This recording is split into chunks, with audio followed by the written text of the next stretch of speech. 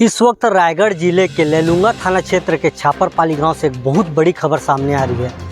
बताया जा रहा है कि 16 जुलाई की रात करीब 11 बजे एक घटना घटती है। प्रातः करीब 11 बजे लेलुंगा थाना में एक आवेदन प्राप्त होता है। ग्राम छापरपाली में एक 35 वर्षीय महिला जो गंभीर रूप से घायल है और उसकी 10 वर्ष की मासूम बच्ची मृत अवस्था में पड़ी हुई है। जिसके बाद पुलिस मौके पर पहुंचती है और वहां छानबीन करती है और जिसमें उसे पता चलता है कि वहाँ पे एक 35 वर्षीय महिला जो गंभीर रूप से घायल पड़ी हुई थी और उसी के बगल में एक 10 वर्षीय बालिका मृत अवस्था में पड़ी हुई थी। जिसके बाद पुलिस ने के बाद महिला को स्वास्थ्य केंद्र भेजा जाता है जहां उसका उपचार जारी होता है, लेकिन उपचार के दौरान उस महिला की मृत्यु हो जाती है। महिला के शरीर में गंभीर चोटें आई हुई थी। पुलिस लगातार यह देख रही थी कि आखिर उस 10 वर्ष की बच्ची और उस महिला की हत्या किसने की है। लगातार वरिष्ठ पुलिस अधीक्षक शशि मोहन सिंह के निर्देश पर लेलुंगा पुलिस की टीम यह जानना चाह रही थी आखिर उसकी हत्या कौन किया था या और उस महिला को गंभीर चोटें कैसे आई थी। मिली जानकारी अनुसार महिला और उसकी 10 वर्ष की बच्ची गांव से करीब 200-300 मीटर की दूरी में एक खेत के बगल में एक घर में रहा करते थे।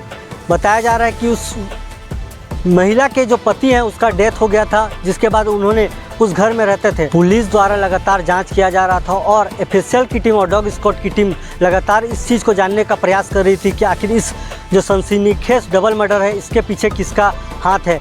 लेकिन पुलिस लगातार इस चीज़ की लगातार ग्रामीणों से चर्चा कर रही थी और इसे यह जानने का प्रयास कर रही थी कि आखिर इस घटना के पीछे क्या राज था।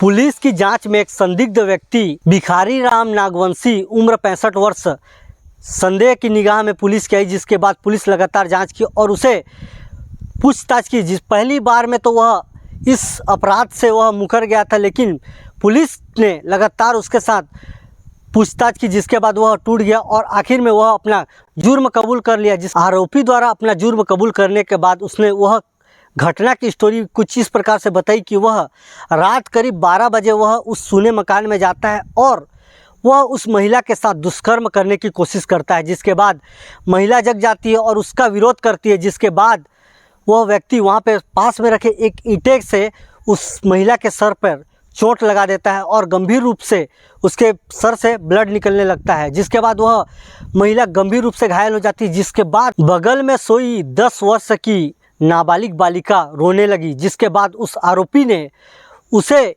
गला दबाकर वहीं पर उसका हत्या कर दिया। जिसके बाद उस व्यक्ति द्वारा घिनौनी वारदात को अंजाम दिया गया।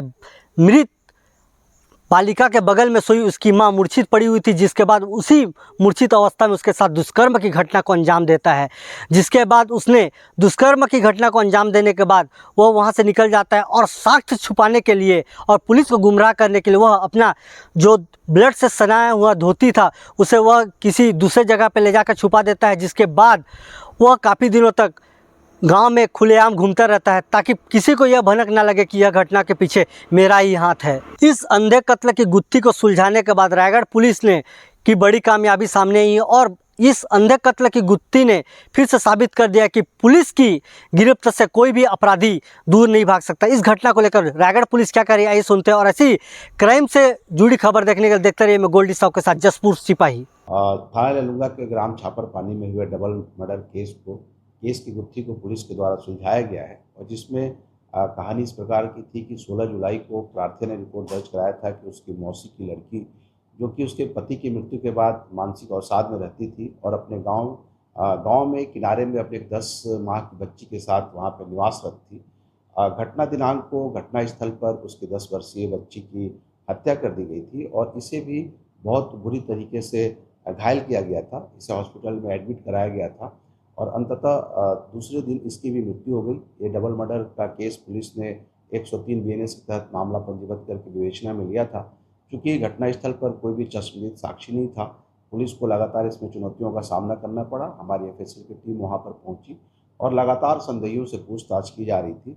पुलिस को मुखबिर से एक संदेही के बारे में पता चला कि उसके हाथ में चोट के निशान थे और जब उसे लाया गया मनोवैज्ञानिक तरीके से पूछताछ किया गया तो अंततः आरोपी टूटा और उसके पास से एक धोती बरामद किया गया जिसपे खून के निशान भी थे। वहाँ पर जो ईंटा मिला जिससे कि प्राणघातक हमला किया गया था, उस ईंटा से भी पुलिस उस खून को एफएसएल के लिए जांच के लिए भेजा गया है आरोपी द्वारा हत्या स्वीकार करने के बाद उसे गिरफ्तार करके न्यायिक रिमांड पर भेजा गया है। मामले की विवेचना जारी है।